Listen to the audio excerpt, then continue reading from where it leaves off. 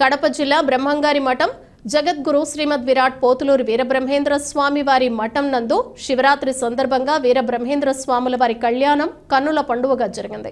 ఆస్థాన పండితులు ఇడమకంటి జనార్దన్ శివాచార్య, పోలేపల్లి రామబ్రహ్మం, కార్తీక్ ఆధ్వర్యంలో fit person Shankar Balaji, manager Eswaraiah Achari పర్యవేక్షణలో శివరాత్రి మహోత్సవాలు అంగరంగ వైభవంగా జరిగాయి.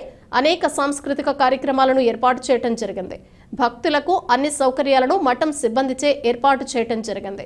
విద్యుత్ దీపాలంకరణతో మఠం విరాజిల్లింది. మాడవీధుల్లో చలువ పందిళ్లు ఏర్పాటు చేశారు. రాష్ట్ర నలుమూలల నుండి విచ్చేసిన భక్తులు స్వామివారిని దర్శించుకుని కళ్యాణాన్ని తిలకించారు.